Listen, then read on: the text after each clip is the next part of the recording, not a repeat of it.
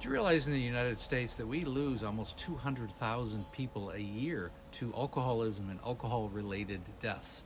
We also spend nearly $129 billion dollars in alcohol related issues like life insurance policies and accidents and insurance and healthcare costs. It's insane. Now, I think the best way to combat this is, in layman's terms, is just to make drinking no longer cool or as cool as it once was. Similar to cigarettes. Like when I was a kid back in the 60s and 70s, everybody smoked. I mean, Johnny Carson smoked when he talked to guests on the show, and everybody smoked. It was cool.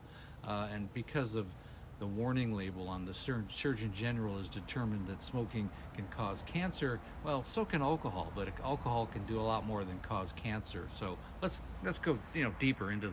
Now, cigarettes might cause cancer, but you know what alcohol can do? It's not just your liver. You're not going to have just cirrhosis of the liver, fatty liver. It's going to affect your pancreas, your lungs, your heart, your esophagus. Your skin will age prematurely. It's going to affect your eyes. Most importantly, your heart and your brain. It'll increase your high blood pressure, which will lead to an earlier death. You can also suffer from what's called wet brain, which is a form of dementia. So how cool is that? Now, don't get me wrong. I'm not an advocate for prohibition. I mean, we tried that back in the 1920s. We'd have about the same success in the 2020s. What I am talking about, what I am an advocate for, is sanity. There's too much of the population that overindulges, and it creates a breakup, not just in society, it breaks up families as well. So we have to talk about this more. We have to bring it more out into the open. This is not something that should be swept under the rug. This should be exposed for what it is. It's a toxic chemical that we put in our body. It's poison, and it's destroying our world, one person at a time. So it needs to be discussed further, deeper, and wider.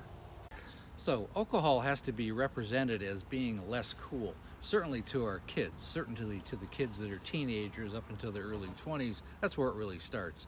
And if this kind of resonates with you, and you realize we need to do something about it and talk about it and expose it for what it is, again, hit the link above, schedule a breakthrough call.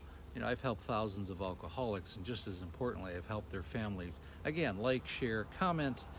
I also have a Facebook group called Amanda, A Cautionary Tale. Come join us. And again, thanks for listening.